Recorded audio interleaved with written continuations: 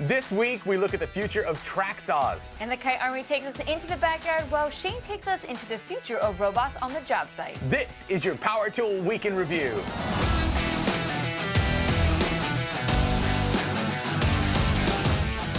Today's episode is brought to you by Ohio Power Tool, Pro Tools, Pro Service at the best prices at ohiopowertool.com.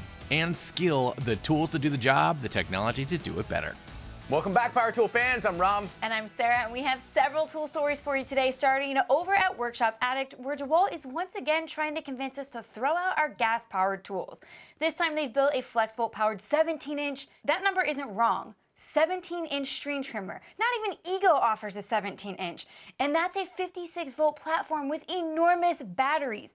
Brian is trying to make a case for only buying OPE tools that use the batteries that your tools do, pointing out the obvious benefits of sharing the batteries you already have. But what happens when you try to use high-performing outdoor power equipment like a 17-inch string trimmer? Well, in this case, you get 9 minutes of run time at 100% speed in tall grass with the included 9 amp hour battery. He points out that this is a pretty extreme example, but worth noting. Overall, Brian really likes the trimmer, and you can find the full review over at Workshop Addict.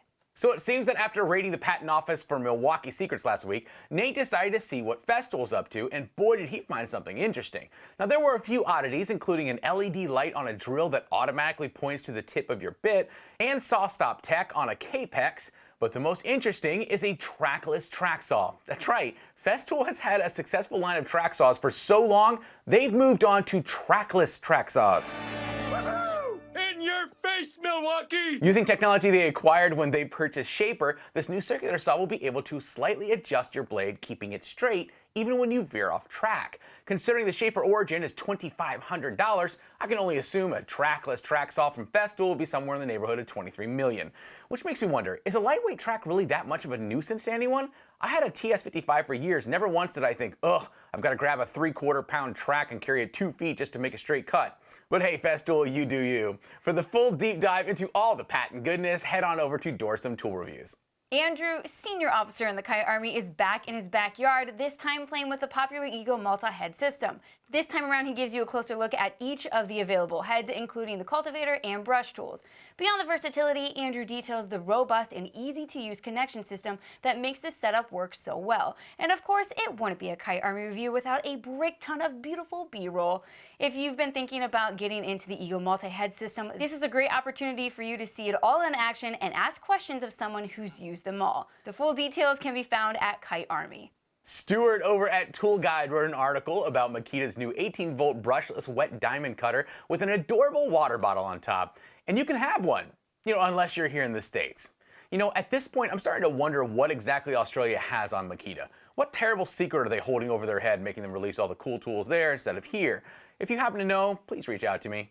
This adorable masonry saw has a 5-inch diamond grip blade, giving it a 40mm cutting depth. Now, I have no clue what that is in the States. We use Merca numbers around here. That water bottle keeps the silica dust at bay, but you can also use an included tube to hook up to your faucet.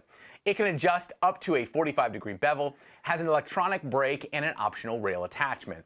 If you like one here in the States, Makita invites you to print out this picture, roll it up into a tube, and shove it up your... All right, I'm kidding. At least we can still buy the 3-inch version here in the States.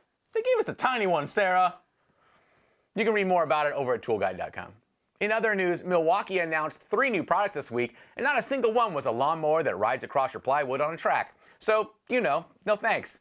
Although, when we shared this news earlier this week, a bunch of you spoke up suggesting that the reamer/screwdriver is actually pretty brilliant, so I guess I have to give them credit for that.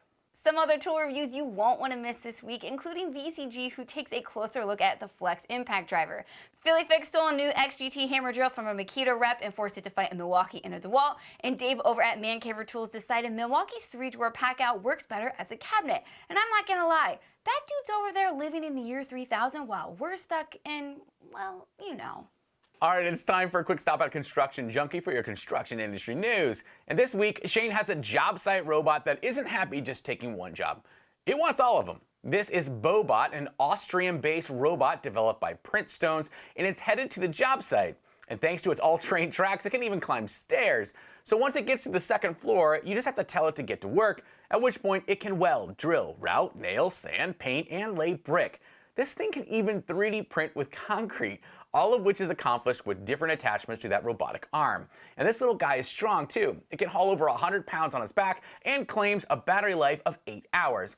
And although it's still in development, according to the promotional video, it's already the #1 construction robot. Congrats! Ain't marketing amazing? For the full video and a full-on panic attack for tradespeople, head over to constructionjunkie.com. Well, if that isn't the perfect segue into a tool talk, I don't know what is.